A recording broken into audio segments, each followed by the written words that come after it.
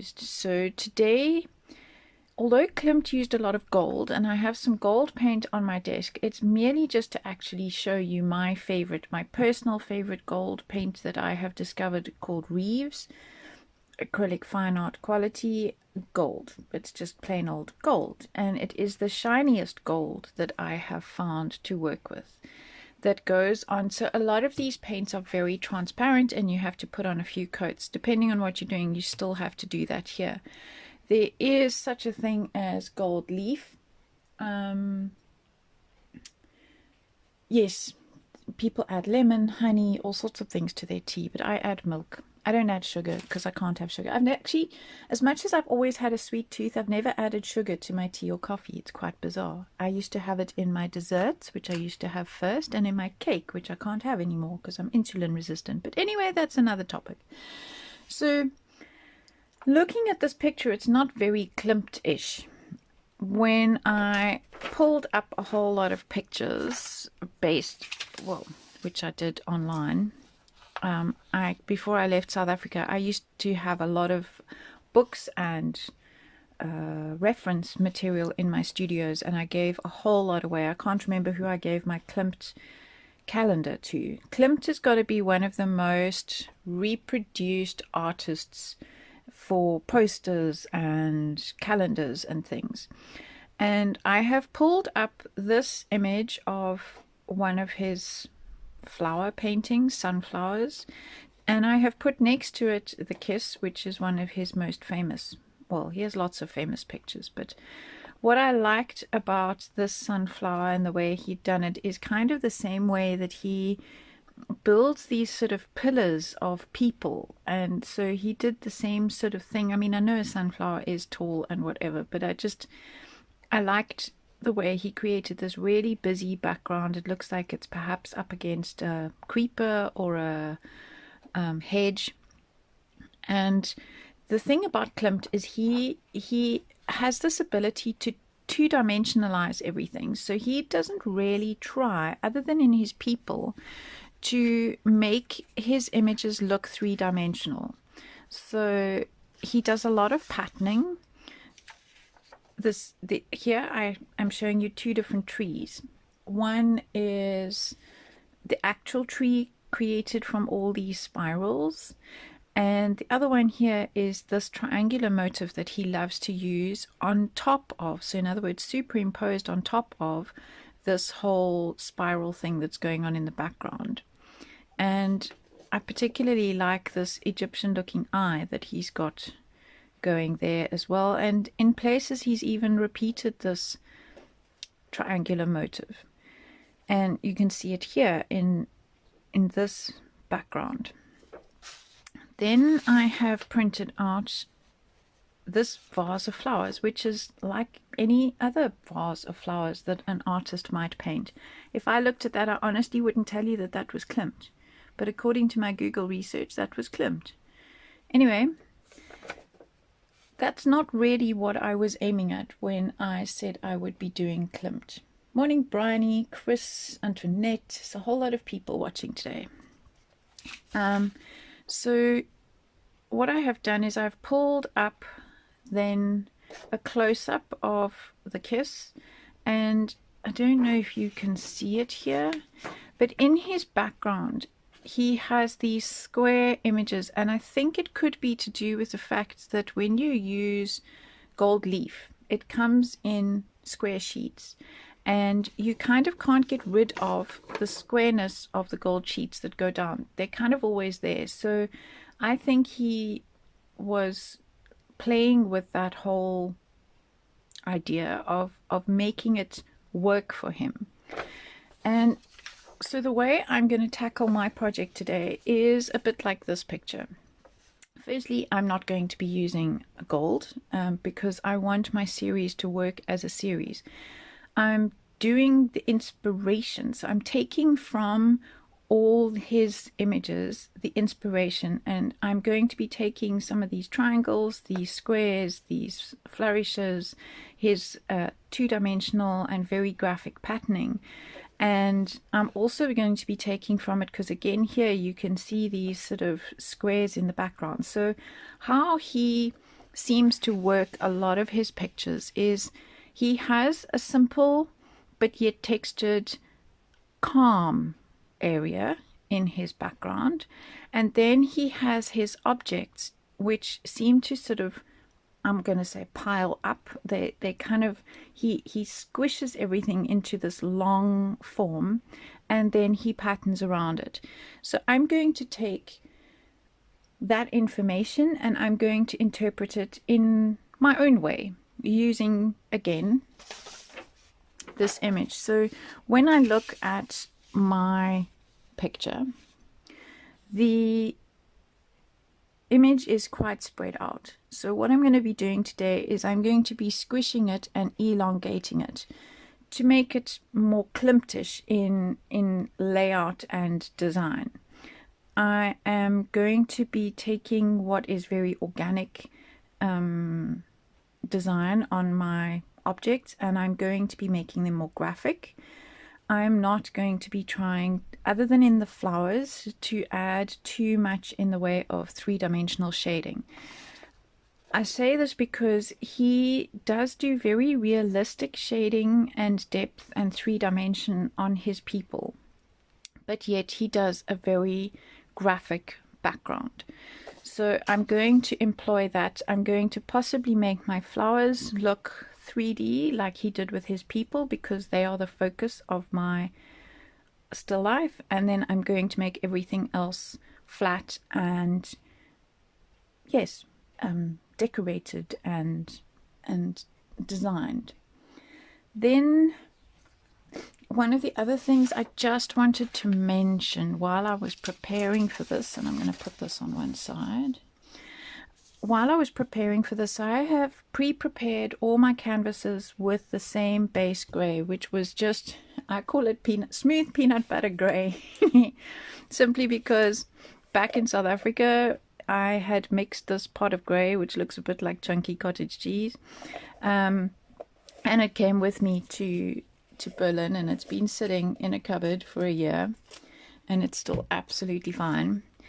And in preparation for this, so you didn't have to watch me sit and mix 50 shades of gray, because those are the colors I'm going with in my background instead of his golds and yellows, that's what this colorful thing is all about. Basically, it's a wet, I used yesterday's baby wipe, which I just wet with water to keep my paint moist. So that's a little trick you guys can use at home while you're working, is to if you need to step away from your desk for a little while and you're working with acrylics, of course they dry very quickly as soon as they're exposed to the air. So I just put a damp, you can put a damp roller towel. I use a baby wipe because it doesn't disintegrate as easily. I was preparing some colors, and one thing that I know about my particular paint that I'm using is as soon as I add white to the color, it will dry 2 shades darker than what I am seeing. So if I have to take this original gray, this lovely cottage cheese, and use a brush. So this is what I've used for all my backgrounds, and this is why I always say to you, it's important to get to know your paints and products before you even start. So do a lot of experimenting and trial and error.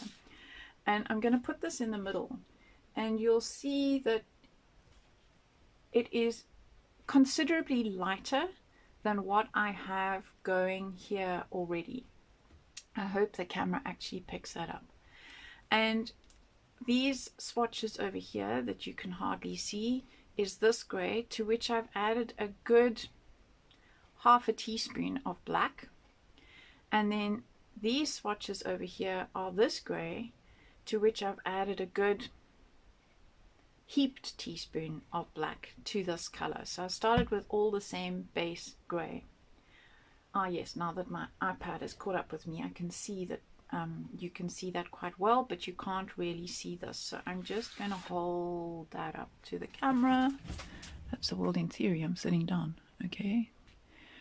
So there you can just see the light difference, slight difference in the darkness that I've added on top. Here it is considerably darker. And so when you are painting, you need to be aware of this, because what you are putting down on your canvas and how it's going to dry, especially when you add white, are two different things. So you always have to mix your color. Sorry, I'm just putting an apron on while I talk in case I get paint all over myself, because I have bad habits of wiping my hands on my apron, and if I only know it's not my apron when I feel jeans texture. So I'm going to have another sip of my tea, which is getting that hideous tea skin on the top. But anyway, ew, and I've just stuck my hand in what? Oh, sorry, my breakfast, my bananas lying on the side here under my papers.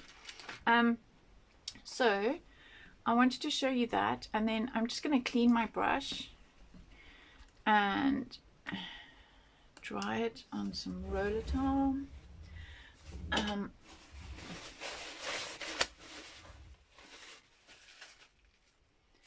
Because you don't want too much moisture in your brush. The less moisture the better. And this is the color that I used over here.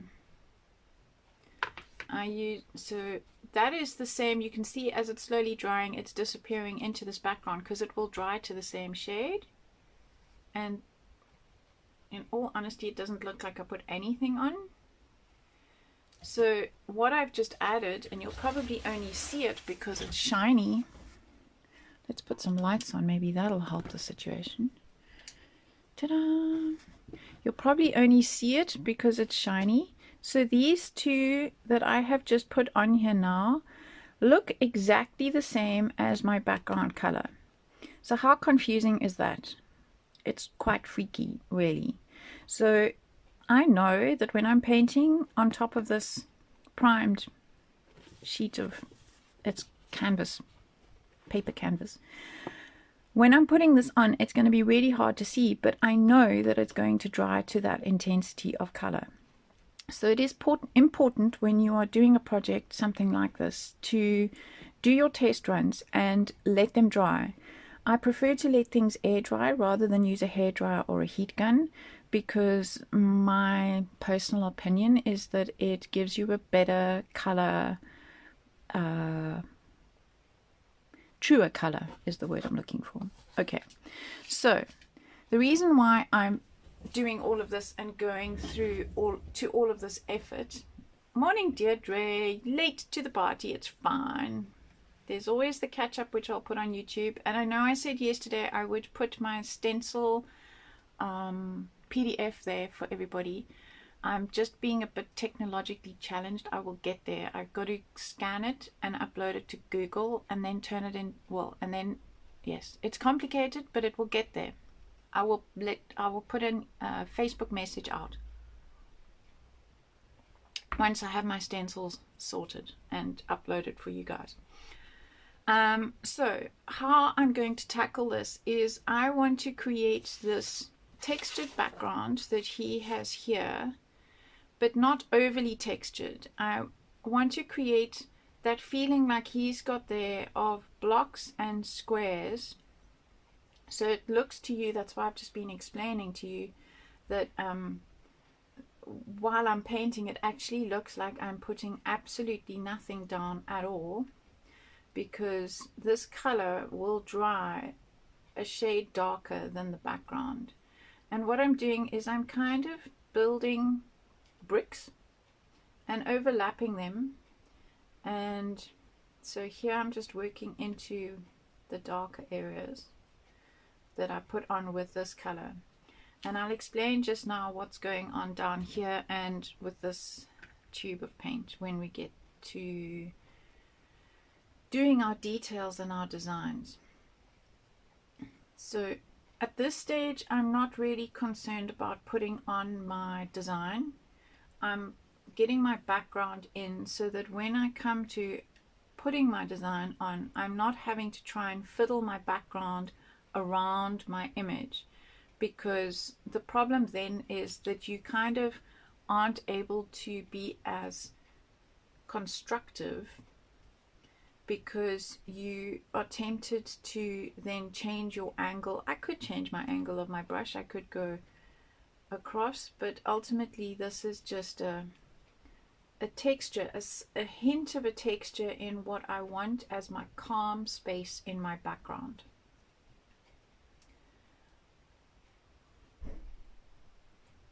Somebody's giving me thumbs up. I didn't see who that was. Good morning. I need to move this out of the way so I can get better into the screen. And maybe move my tea so you don't see it going quietly cold.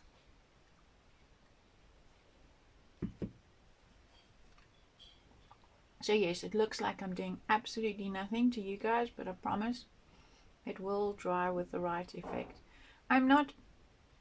I'm putting some in the middle because at this stage I don't know where my design is going to go. Klimt often did his subject to one side, so sticking to what I have mentioned before, which is the 2/3 rule, so that your subject is not bang in the middle of your canvas. There's nothing wrong with putting things in the middle of your canvas if that is your choice. As with everything, rules are there to guide and advise, but they're also there to be broken. So I'm bringing this all the way down to the bottom, kind of missing out that bit because that's probably where my object is going to be. And I'm using a soft bristle, almost watercolor brush, because this will give me and a chisel brush. So you normally see me grab a filbert, which is a rounded top. So the filbert is, I've seen it called a cat's tongue in other places, but I know it as a filbert. And my picture will ultimately probably be cropped because I'm using some A4 frames, but I always work to the edge of my canvas at this stage because who knows what will happen. It's the same as if I was working on a canvas that had an edge.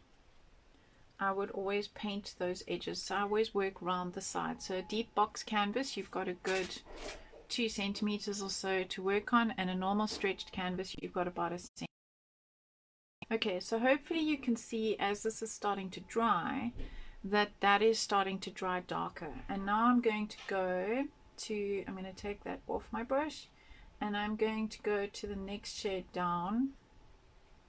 Well, next shade darker, or that I have mixed in my palette over here, and I'm going to add it also in places, but I think this time I'm going to go across.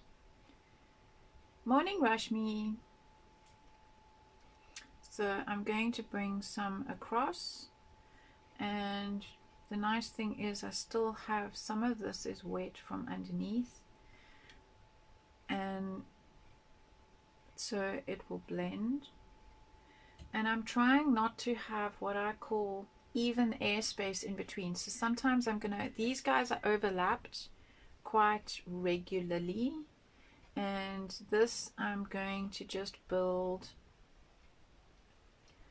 as randomly as possible, but without creating what I call spots, because instinctively human nature is to build with perfect airspace in between each brush stroke, and that kind of makes it look from a distance a bit like chicken pox. And what I'm wanting from a distance is for this to kind of all blur together and just be a rough texture in the background.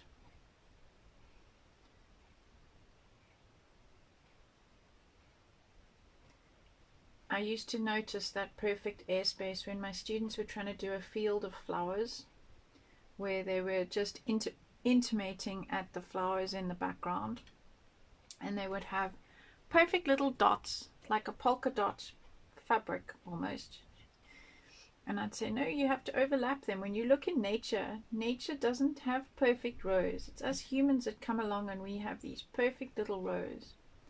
Happy little rows of flowers, like my garden. I've got topiary trees in a row, followed by geraniums in a row. That's how I like it to be. But nature would never have done that, because the wind would have dispersed and the animals would have dispersed the seeds in a completely different manner. Okay, so what I am also being conscious of, he used very graphic coloring all the way, sort of very similar, although I can see a shadow over there. I am being cognizant of how all my up until now, 5 pictures have been painted. I have had a shadow side on this side and a lighter side on that side. And so I would still like them to work as a set, which is why my Klimt is going to have no gold. And so I'm going to go back to a little bit of this background color, and I'm going to bring it in at the top, because I want this to feel like there's definitely a light side to my canvas. And I'm going back to this color now with the other colors still in my brush, so that hopefully they will blend and it will give less of an object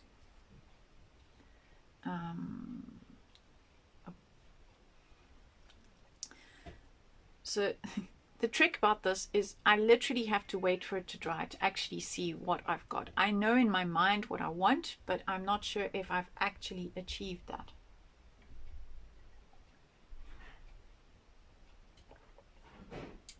Afternoon, Suman. I'm assuming that my people who are popping in with Indian names are in India, in which case it's afternoon already. So now I'm going to just wash my brush. And you'll notice I have very little water in my very little jar, because if you've ever knocked over anything with any volume of water, you will know how far it can go. So I rather have less chance for a huge disaster. I'd rather have a small disaster. Right, so now I'm going to close this because I'm pretty much finished with that for now. And now while that dries, so yes, you're back to watching paint dry, people, like yesterday. I'm going to explain to you what I've done here. So to be able to recreate his flourishes, swirls, triangles, line work and detail, I have taken this darker gray, which I mixed here, and I have added some acrylic gloss glaze medium. I would prefer to have matte. This is all I have. We are in lockdown, so using what I've got. I put some over here. I'm not sure if you can see it. So it is kind of a milky looking, but it will dry clear stuff, and it will pour. So it's been out a little while, so it's thickened up a little bit. I have put some in my paint, in this rather thick paint, because as soon as you have white in any of your acrylics, it does tend to thicken the paint a lot.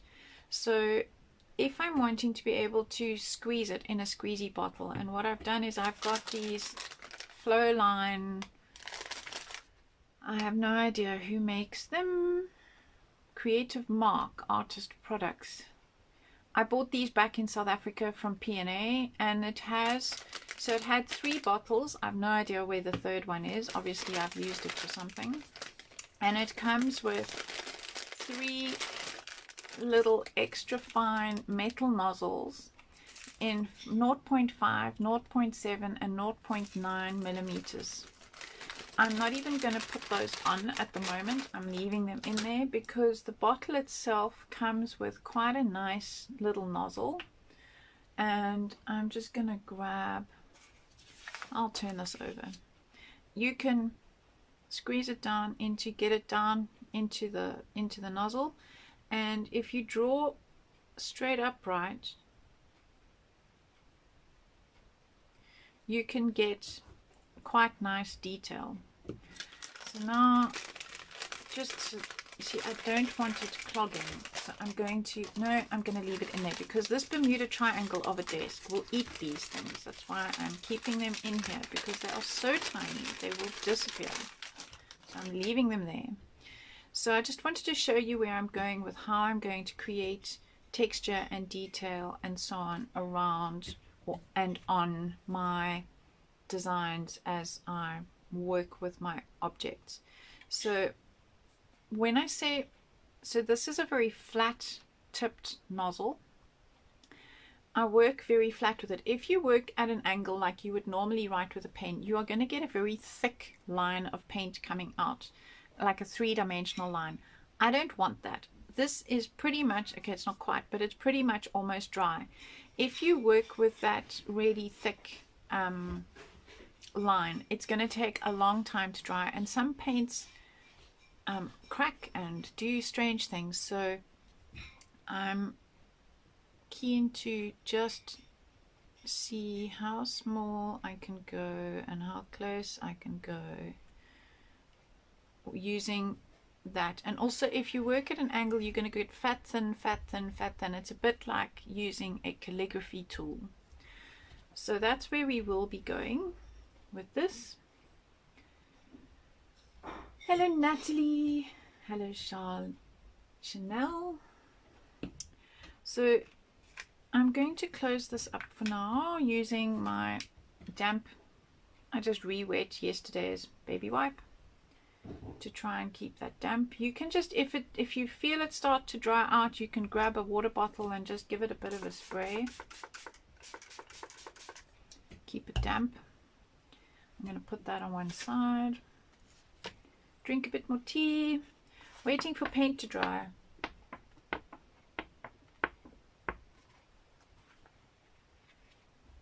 Okay.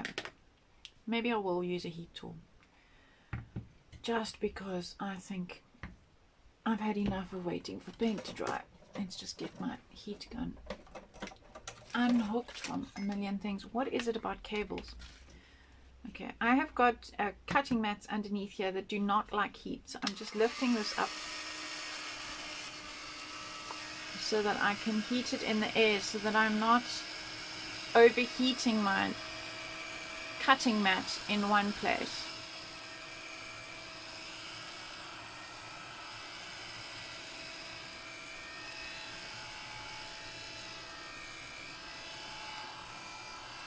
This is not a hairdryer, it's a heat gun.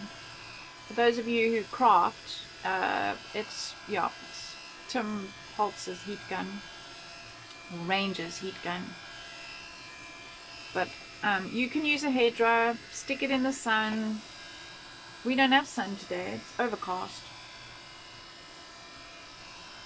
Morning, Charmaine. You're just watching paint dry for a few minutes. So you'll notice I'm just moving it slowly. When I am using my heat tool, I'm not using this like a hairdryer. I'm not shaking it like this. It's just slow moving backwards and forwards. It gives the paint time to warm up and to evaporate the moisture out of it.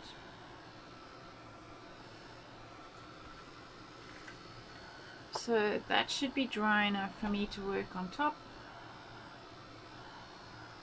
And now that it's dry, you can see that I've definitely got a lighter side and a darker side. So that was intentional on my part. Try and finish this tea before it's ice cold. I can drink coffee till it's ice cold, but tea, not so much. Right, let's get back to our inspiration.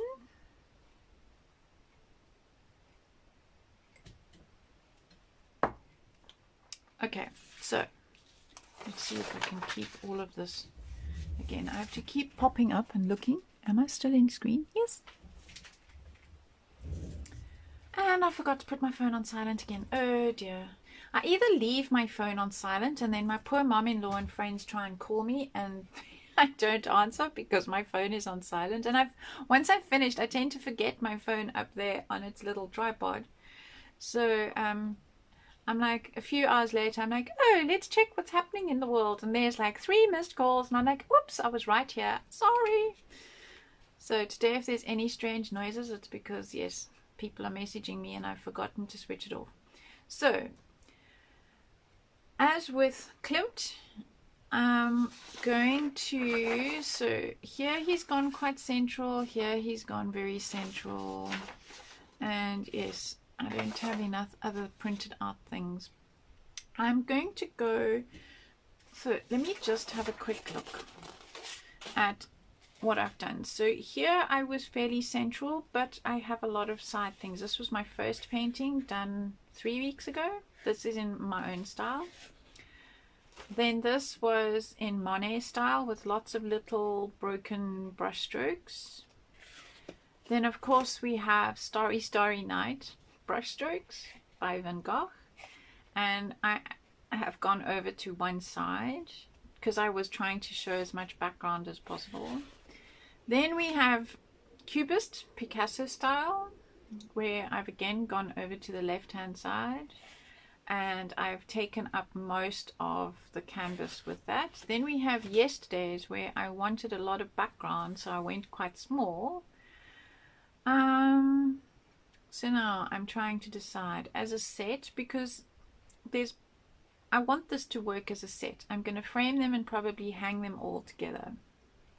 I'm probably going to go to be slightly different, skinny and in the middle.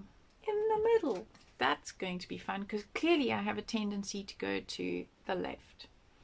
So I'm going to start with what? I'm going to put my jug at the top. I'm going to bring my candlestick in there, and I'm going to have my vase with my flowers in the middle, and I'm going to try, please note the word try, and squish everything in. You know what? For this exercise, she says zooming across the room, grabbing yesterday's stuff. Where is it? So yesterday I made stencils, which as promised I will put up once I get my brain around all the technological stuff. I think that the scale might work quite well. So I'm just using my stencils that I recreated, or that I created, to see how will this work if I bunch everything up. So I actually think that that will work quite nicely.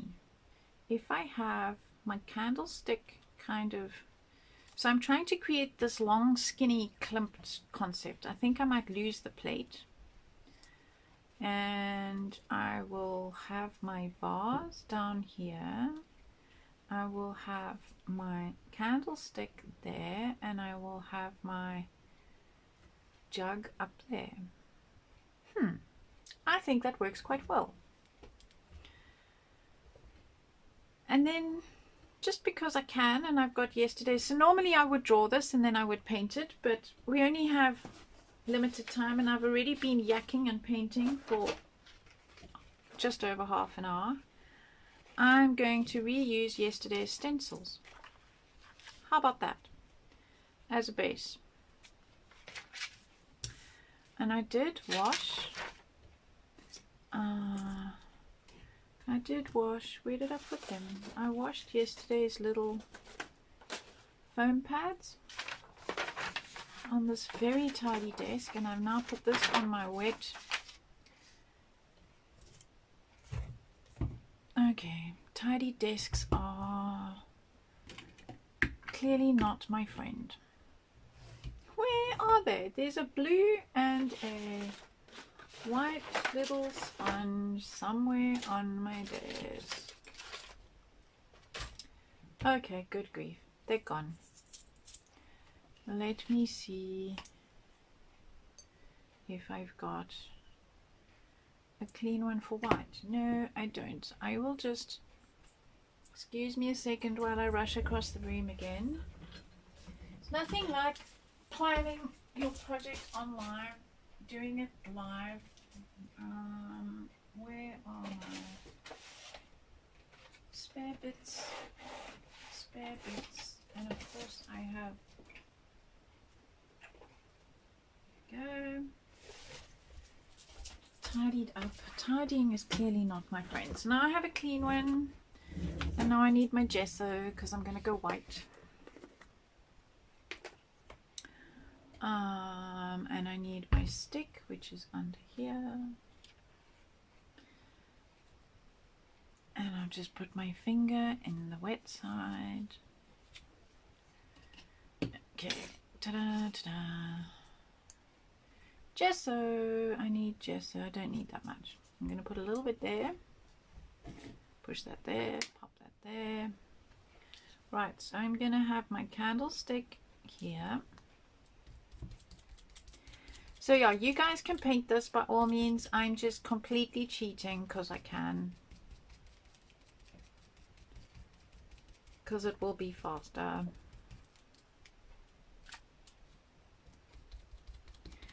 And that's the thing, I'm not a traditionalist.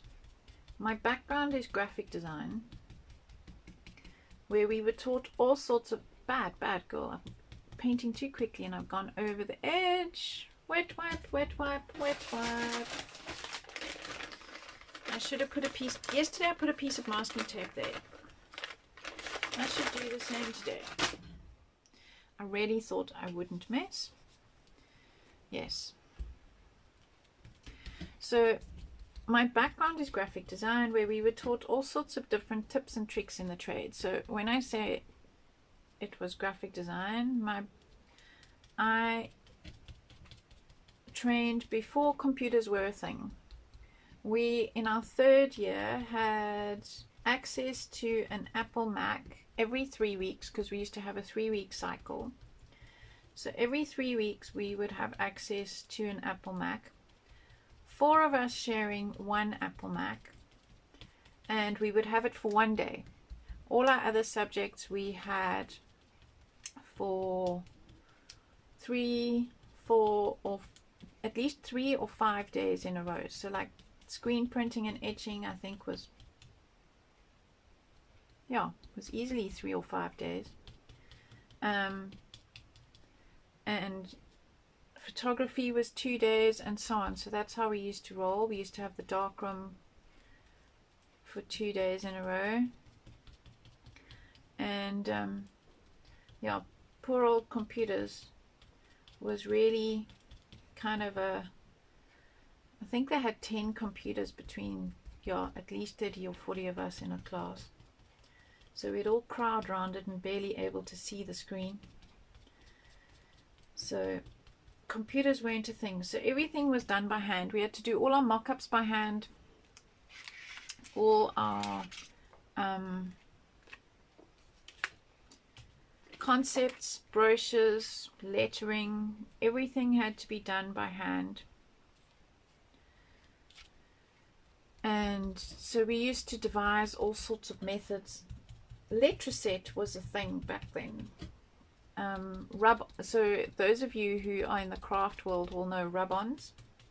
So those are designs that are usually black. There's some of them come in color, and you take usually like a sucker stick and you rub the design off the plastic and onto your project.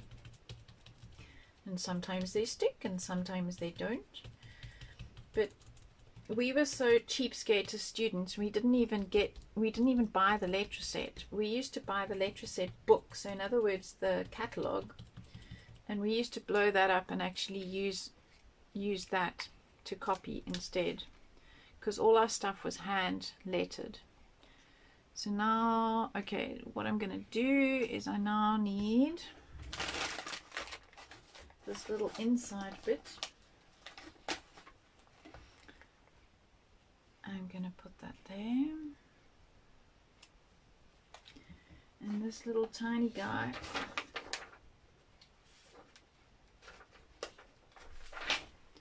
that goes where my tweezers.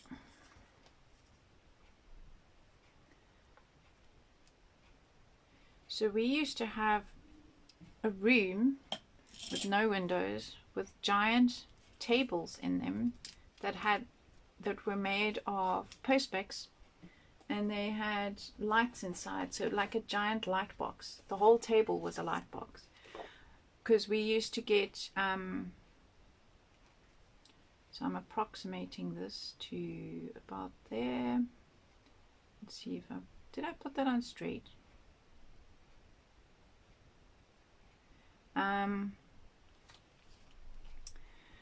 So yeah, because we used to take things from magazines, and yeah, this lettering we would trace, and we would do that all in this dark room. I need a little bit more gesso, just a little bit. So we learned all sorts of tips and tricks and ways around things to be able to reproduce something without computers. Now everybody uses computers. Computers are just the norm.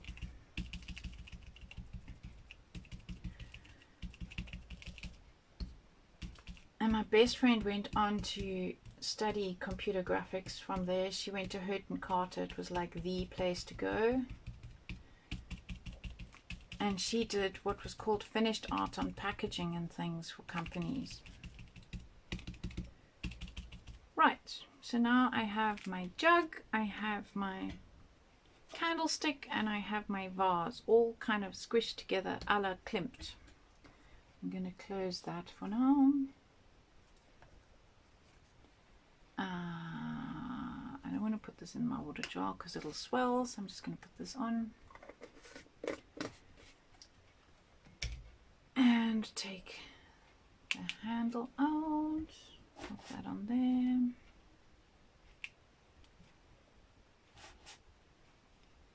Did I just mess that up? I did. I just scraped that off with my nail. Okay, but that doesn't matter. So now I have my squished together concept there. Now I need some more tea while I think. Hello, Anya. Anya, Janina, Susie. Who else has hopped in since I looked at my screen? Shweta.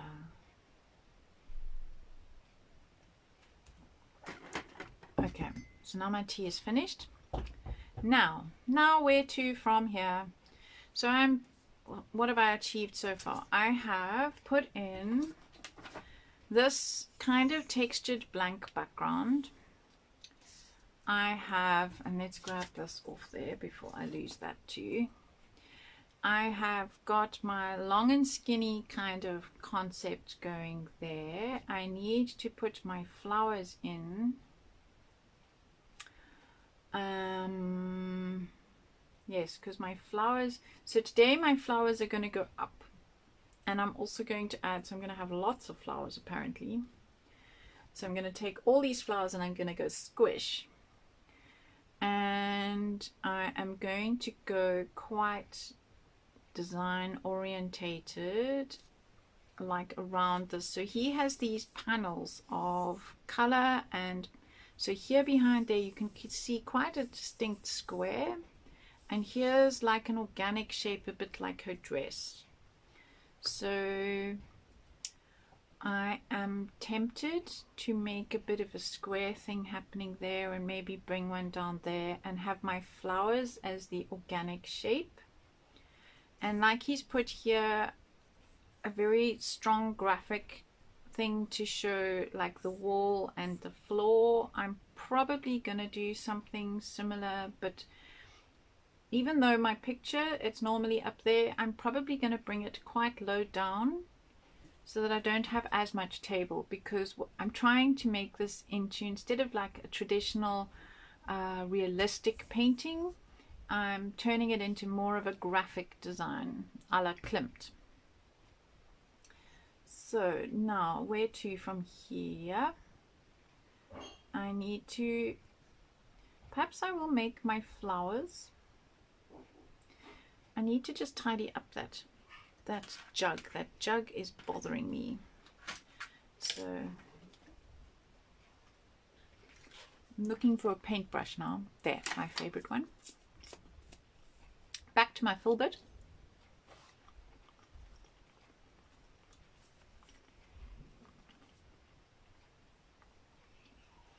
I just want to tidy up where I accidentally took that off with my nail.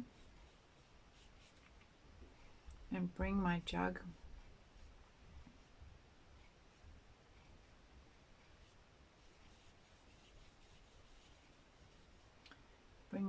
down.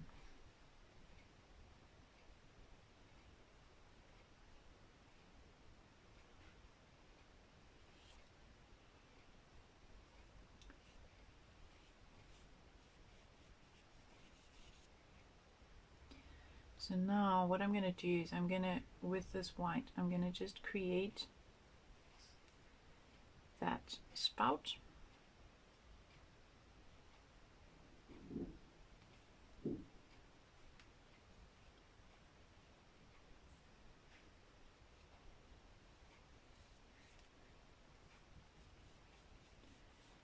And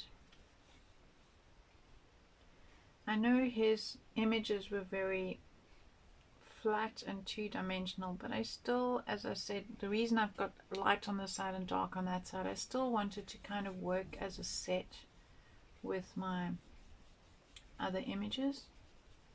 And I want to just fade this out. Right. Morning, Olga. Yes, you said you would be crafting on the side. Okay. So now I'm going to create my flowers. I'm going to have, so now I need my palette. My palette I will put over here so I don't completely cover my inspiration. And pop that there for a second. So I'm sticking to the same colors as I've been working with all week. Oh, 3 weeks for the last few sessions. So I've got some deep red,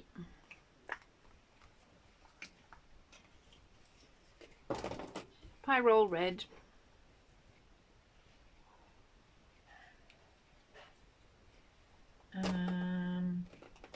I'm probably going to come back to some of my raw umber, because those were in my first ones for shadows and things. And I'm going to have, okay, let's just put that one layer down. Some of my cobalt, some of my Payne's grey,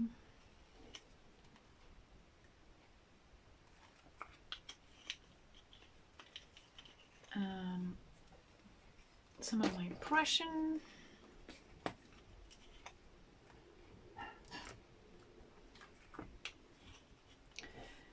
and then where's my white? So this is just standard acrylic white, it's not gesso, that I'm gonna pop some there, and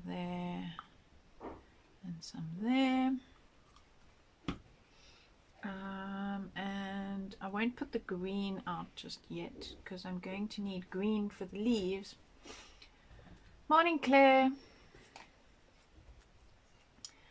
I'm going to try and keep my colors fairly similar to what I have used before. So this was my very graphic one from yesterday, and then this was my Monet. So there was a lot of brown in this one. I need to kind of start bringing them all together again color wise. So although Klimt used a lot of gold, as I said, I'm not going to, and I'm going to create, so Klimt's flowers were quite round, and I might make mine oval. So I'm gonna go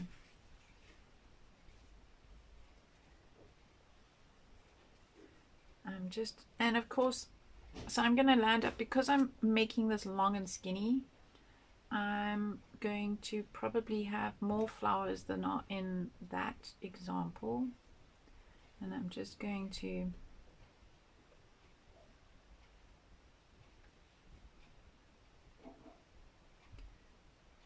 them in like that. So I'm just color blocking at this stage, and I'll probably have one down here.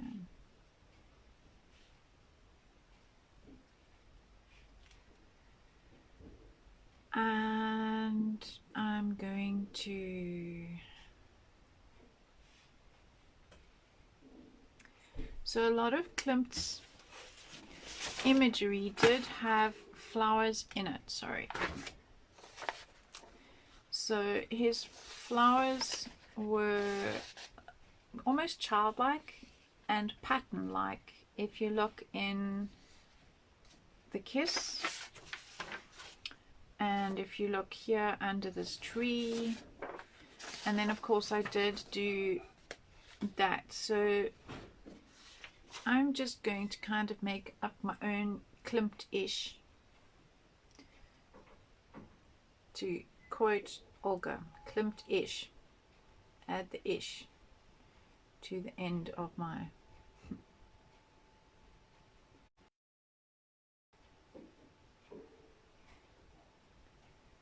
oh, it must be Friday. I can hear the guy cleaning the staircase again.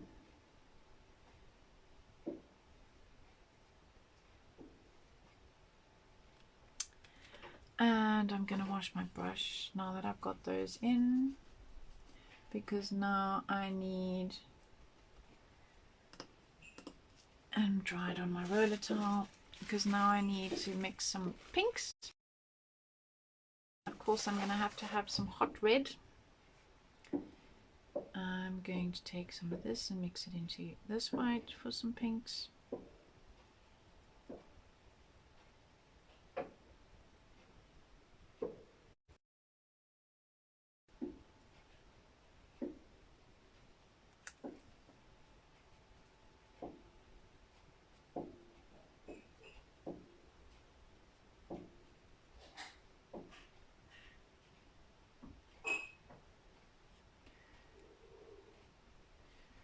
So now I'm gonna bring some of my pink down. I'll have a little bit of the pink up there, like a flower sticking out behind this one, but I think I'll make it a bit darker. I didn't mix that properly.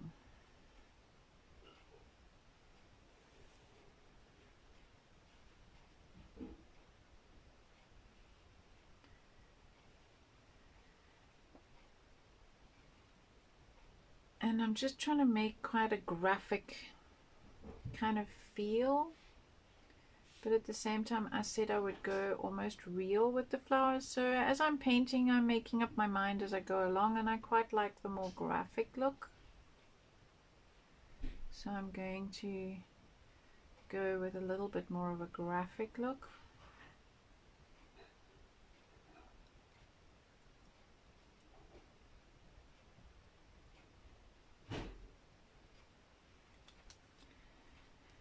And then I need a bit of this pink as well, because I've always had this pyrrole red as a pink, so it's a more salmony pink flower.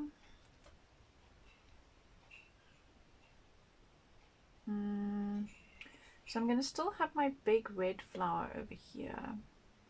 I need the salmony pink over here, and maybe over there,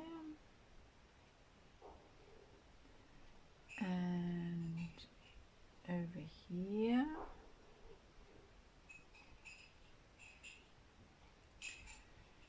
and now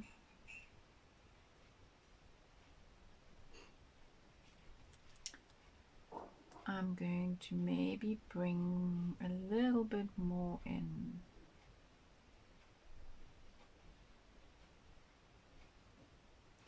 So I'm just spinning my brush in a little circle. Those of you who ever made hydrangeas on fabric know this little trick.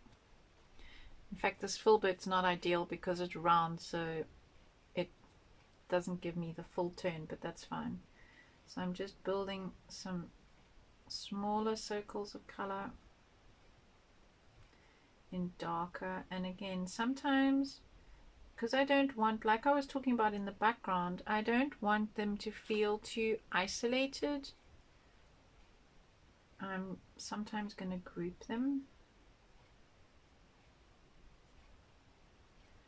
and I'm going to bring one down here.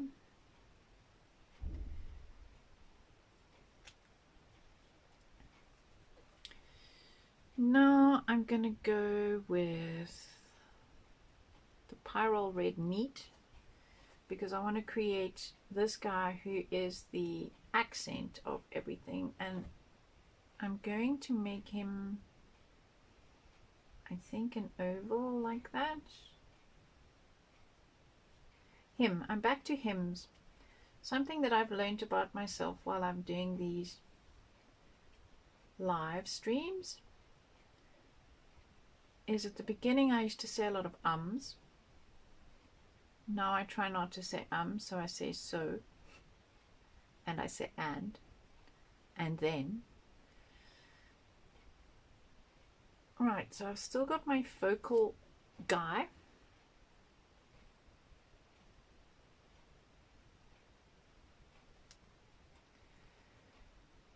And I'm making it nice and oval.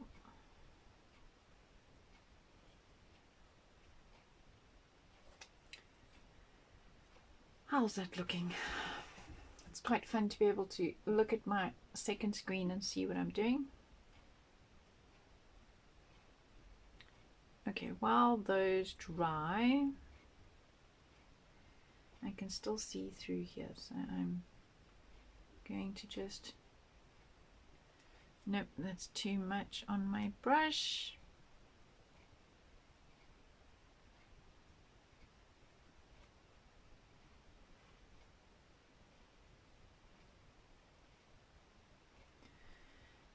It's a bit like making what we used to call shabby chic roses.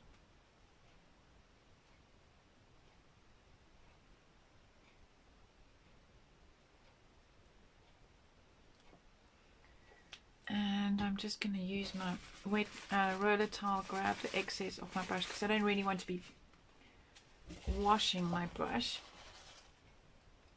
Oh, thanks, Bandina. Hope I said that right. I did try yesterday. Okay, so now I've decided that I want this one to be an oval going that way.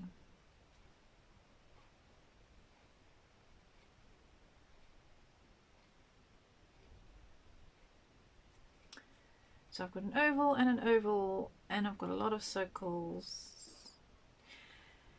And yes, Olga, I like my circles, so I'm making more circles because Klimt made patterns with dots in the middle. So that's kind of where I'm going with this. I'm using that concept there to make my flowers. And I've accidentally got too much of this. Pyrrole red is incredibly strong. It's by Golden Products. Golden Products are cleaning products in South Africa. It's Golden Artist Color.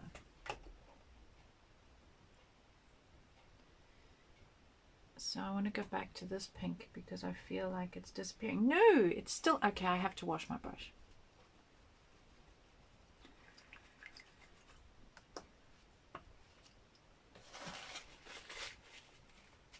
So I'm going to make a fresh batch over here of this pink.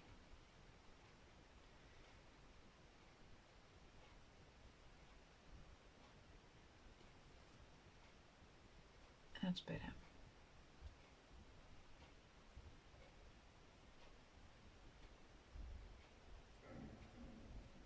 I don't want my flowers to look like bunches of grapes with all these circles, so, and I need to kill that bumpy edge that I've got going on there. So I'm going to go back to that cream color that I created using the yellow, ochre and white. Definitely have to wash my brush for that. And tidy up this edge as an oval.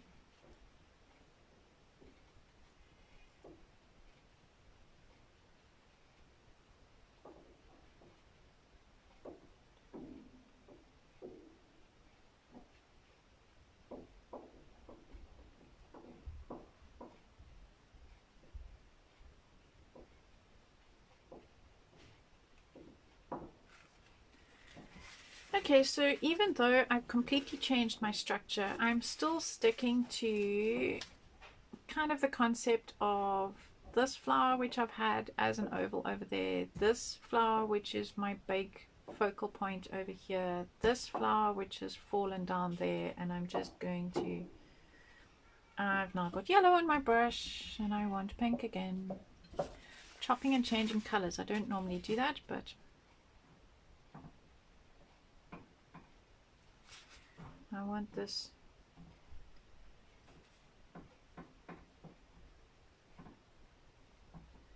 I want this flower bigger.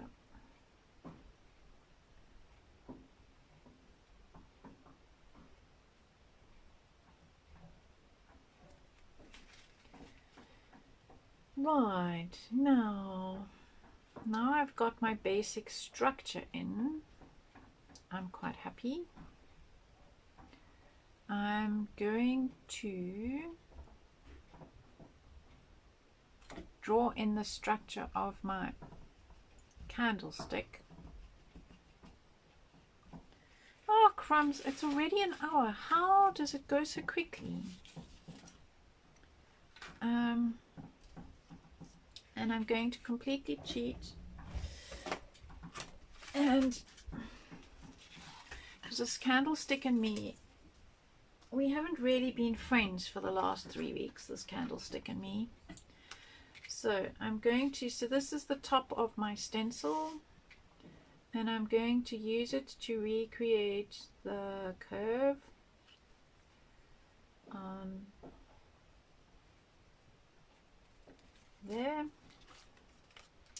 and I'm going to use its base to recreate the curve there, and again here, and I didn't do that straight. Even with help, I still got it skewed. Oh my soul. I'm a special case. It's not just you, Olga. I'm a special case. Get things skew even with help. So now what did I need to do? I needed to straighten that up, because the curve should all be the same. That's better. Then I'm going to put in this straight line and this straight line.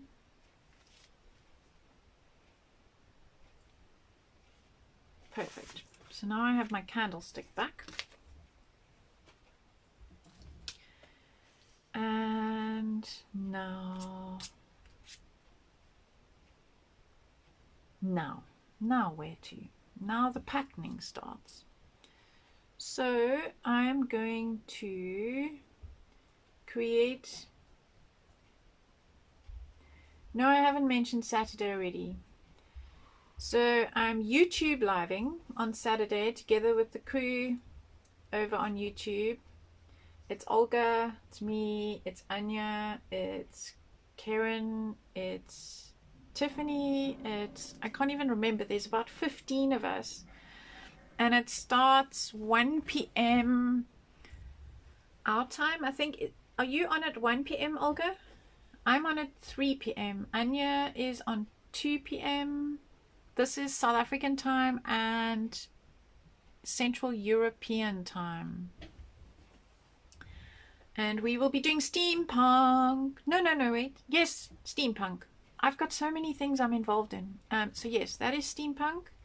Anya's also got an amazing hop, which Olga and Anya are involved in as well on YouTube, where there's lots of lovely prizes you can win if you go to all the hops.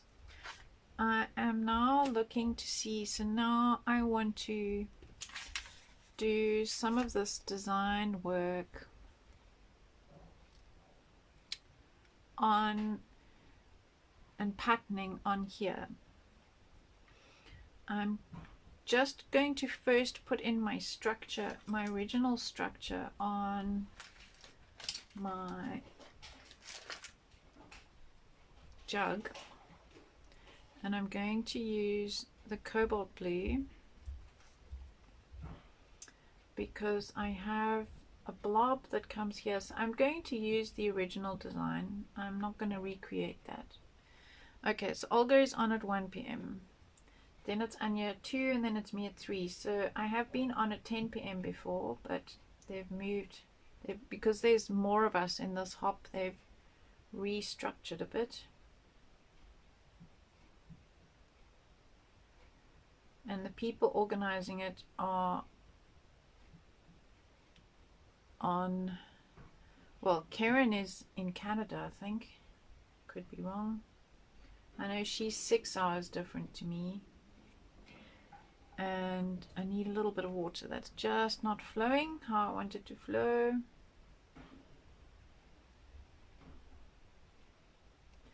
Yes, so Saturday's thing will be live. Then on the second, Olga, no, the first, we're doing the first. The second is apparently National or International Scrapbooking Day. And we will be doing YouTube videos that will go live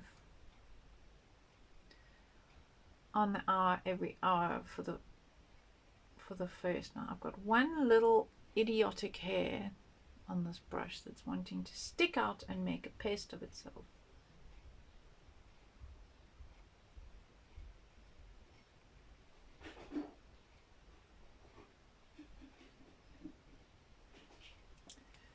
Sorry, apparently I can't talk and do fine lines.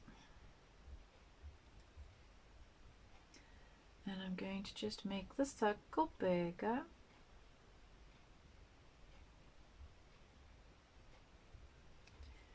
And there's another one down here.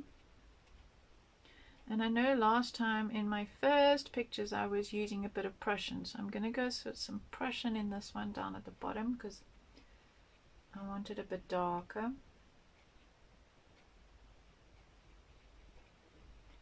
And this one's also supposed to go swing up the handle, so we'll just do a swing motion.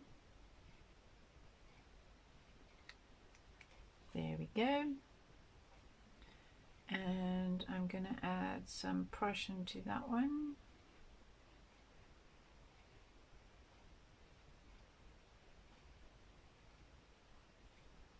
Come on, behave.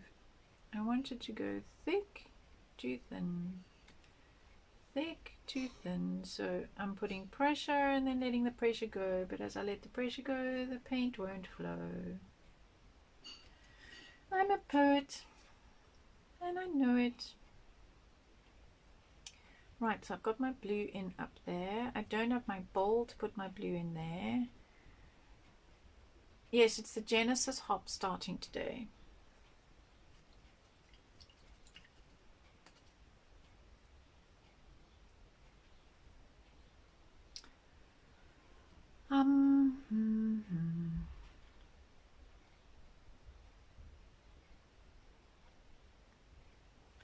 Okay, I'm now going to put this out of the way. I've got the stencil that I might use, so I'm going to put that on one side so I don't forget it. And I also have my jar of my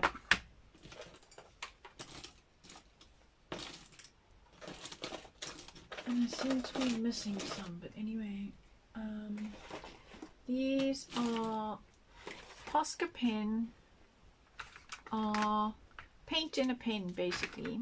There's my skinny blue.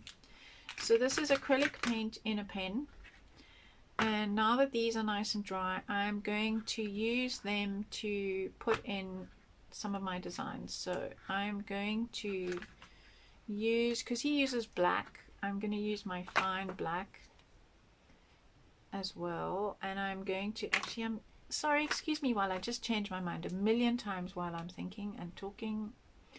I'm going to use my fine blue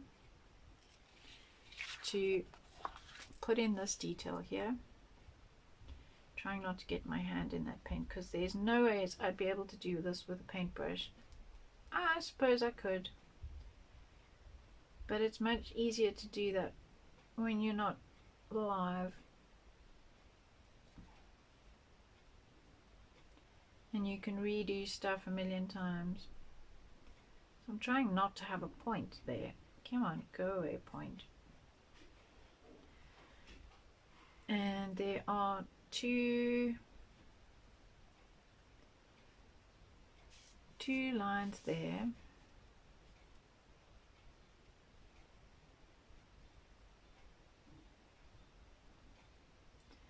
And I'm going so wonderfully skew with, and I'm going to put this line in here, the one that I retraced. And I'm going to use my thicker Koki for this line down here.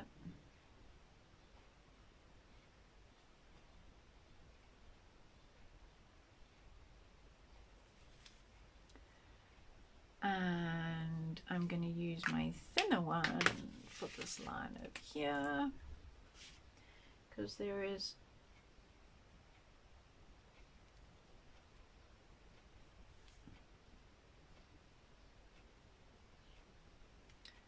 there we go.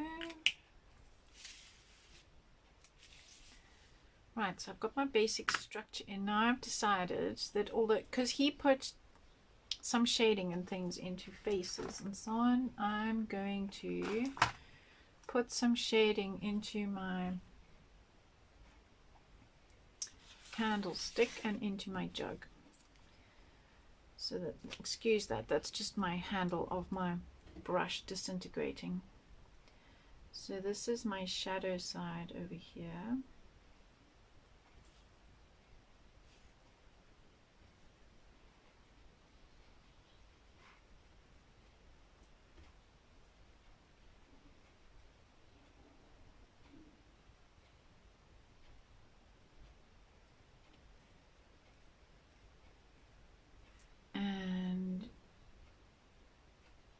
Remembering that this is going to dry 2 shades darker.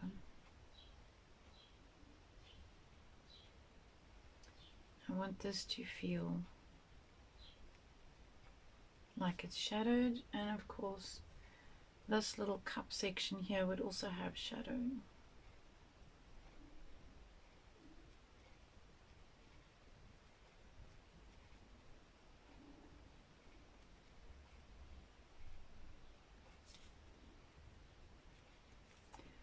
And now I need a bigger brush.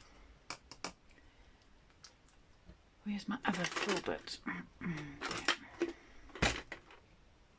Hi Venu. I'm going to actually want to use, yes, my darker grey. So it's going to be the same as that grey. It doesn't look like it right now, but it will be, to create the inside of this jug.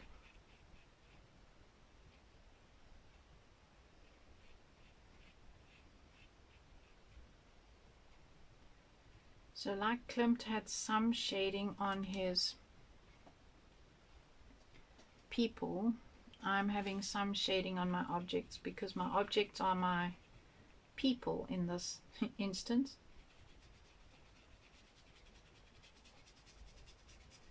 So I'm just trying to create some feeling of depth with these objects. And now that went quite dark, so I want a little bit of black, which I've got lurking in the corner over there.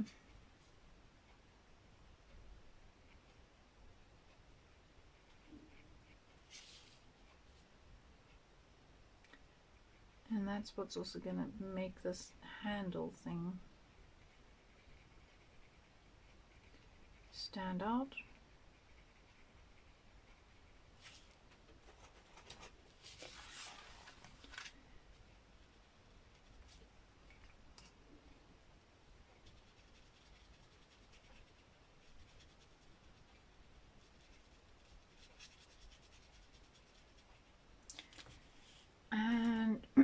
I'm going to use a little bit of this black again on this edge because my background is grey.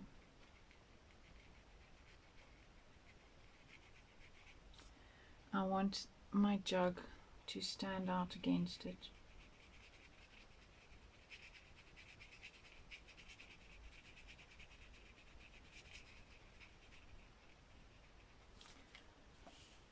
And have that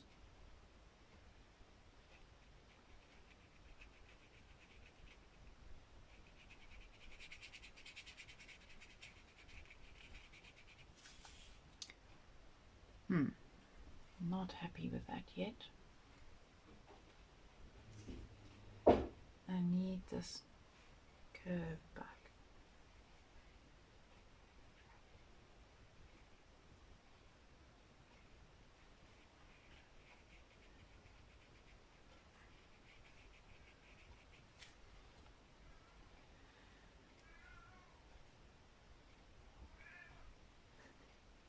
You can hear my cat in the background. My husband's obviously on a lunch break and the cat is being demanding.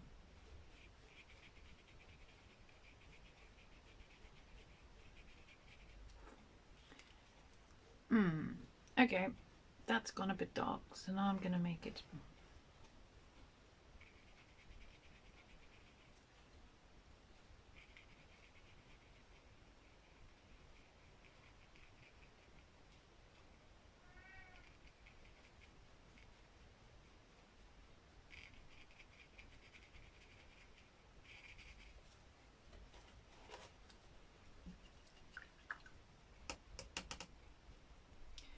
sorry, I forget to talk every now and again. It's already 20 past 12. How did that happen? And I'm nowhere near finished. Today is going to be a long one.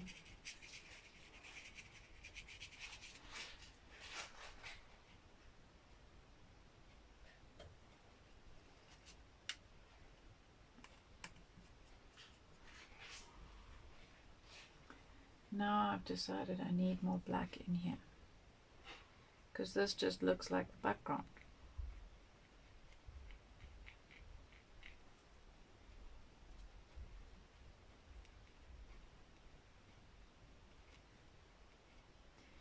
And as I said earlier, you can only sometimes see that when it dries.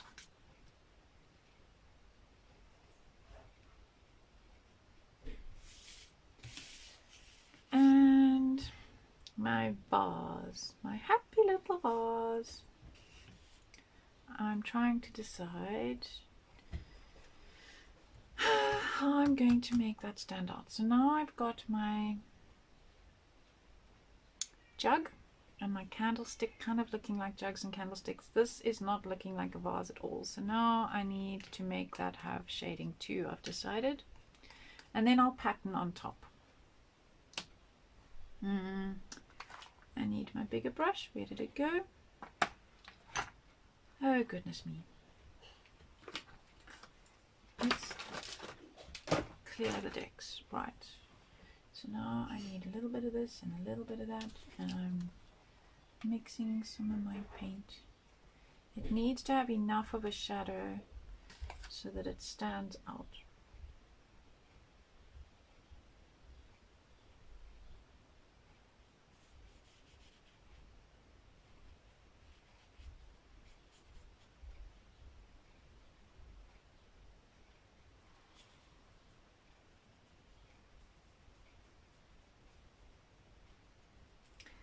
That is too much of a shadow.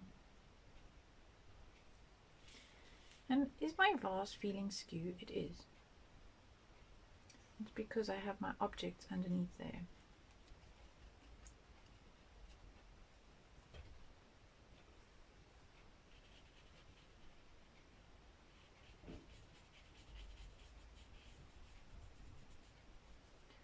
So I'm just trying to put a little bit of shading on my object so it reads like an object and not some graphic thing.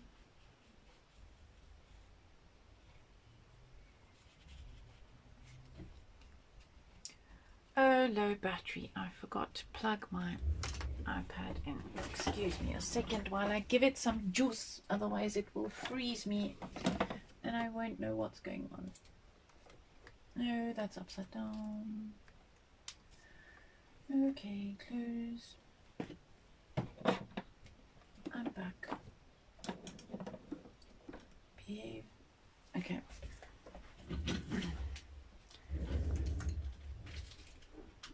I need a bit of white.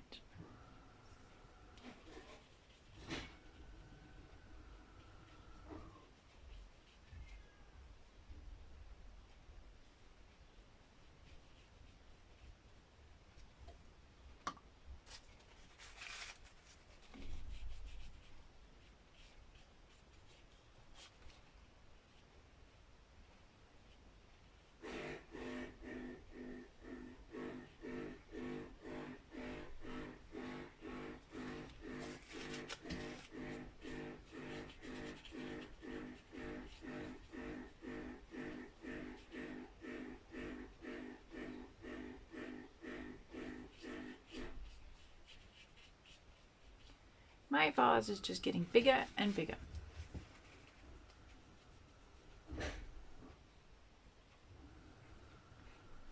That's what happens sometimes. Shading is just not blending how I want it to. There we go.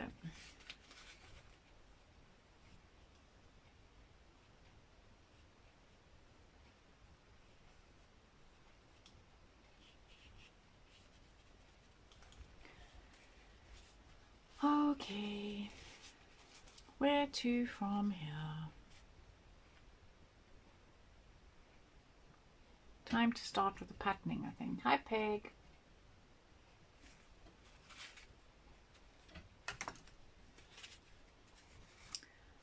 Now,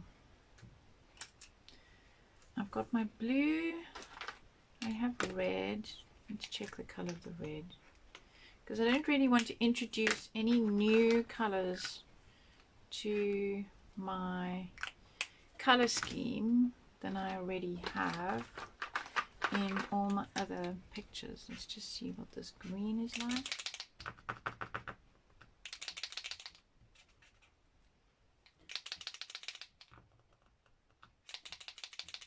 Ah! Okay, that one's working now. Good thing I have my apron on. Everything is green.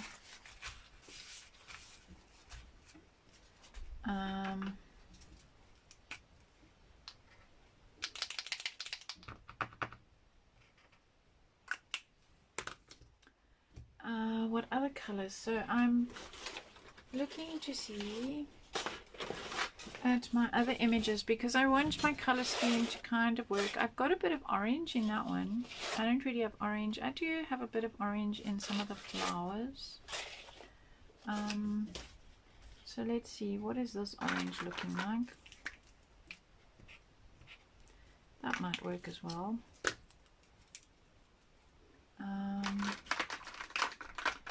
This pink looks a bit like, oh, that's a brand new one. Looks like a hot pink. But you can't really tell by the plastic, so.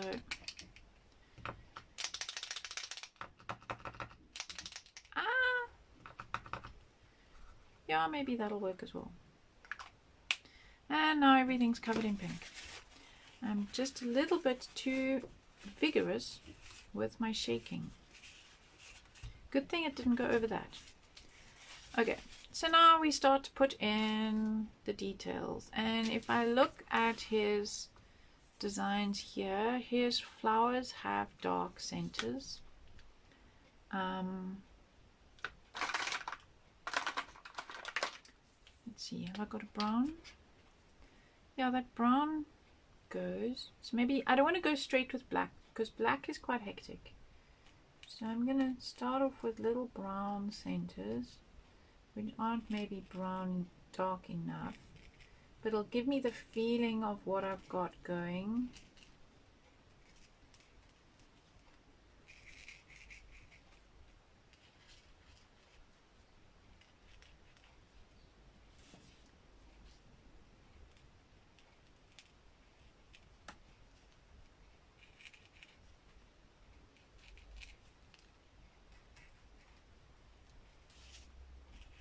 Definitely can't see that on there. Okay, so now I'm going with that. And the candlestick is blue.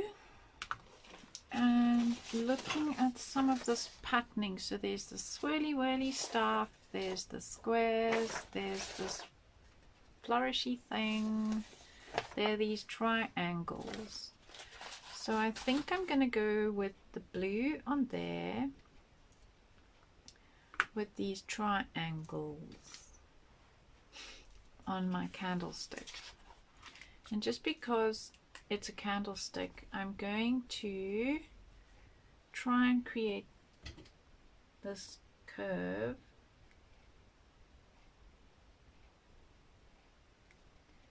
every time. I don't promise to keep it the same. I'm going to try. Because he made the tree branches in rows, I'm going to create stripes down here. And my curve is going particularly strange. Perhaps I should try going the other way.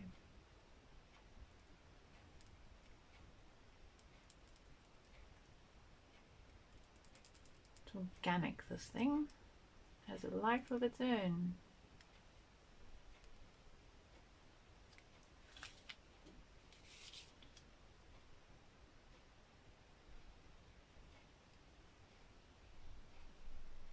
And I don't know if anybody else does this when they design or draw, but I was holding my breath.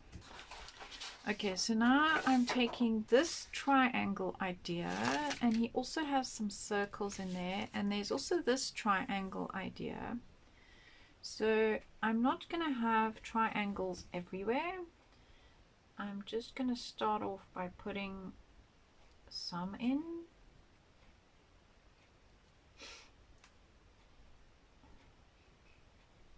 His were a little bit more organic, but I was trying to create this feeling of, so these ones will be colored in.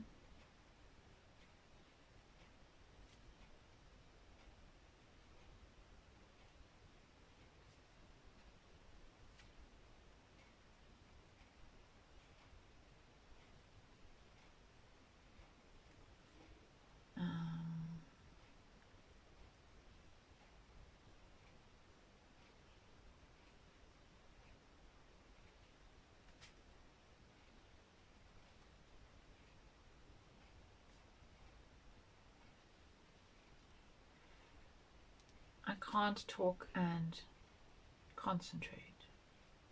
So if you're watching this, put some music on in the background while I try and stay in the lines. Or as my friend's child used to say, in the lions. L-I-O-N-S instead of L-I-N-E-S.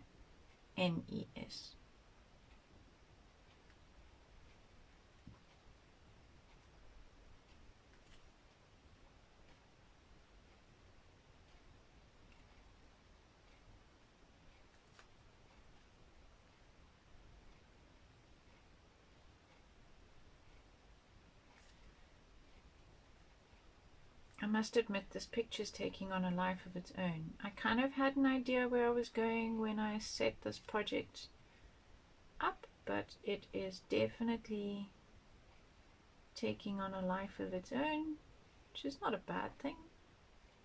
It's kind of how things happen in real life, I guess.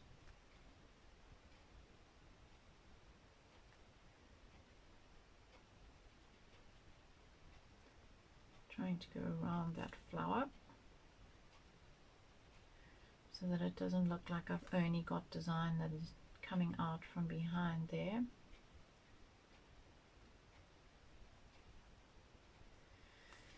I think what I might do is stop the video now for live, and I will carry on recording and then add it all on to my YouTube channel, because I've been practicing using my husband's microphone, which I discovered if I don't put a certain setting when I'm doing my editing, only has audio on the left hand side. So I have fixed the, well, I have worked out how to fix that problem. I can't unfortunately fix the videos that I've already uploaded to YouTube, but I can fix my future ones. So, and I'm also, just out of interest, do you people who are watching this, if there's anybody left in the room, do you people prefer YouTube videos with voiceovers, like if I explain what I'm doing but I speed up the film so that you're not sitting for hours watching somebody color in like I am doing now with a voiceover, or would you prefer subtitles and music? Just out of interest, if anybody wants to make a comment, that would be great.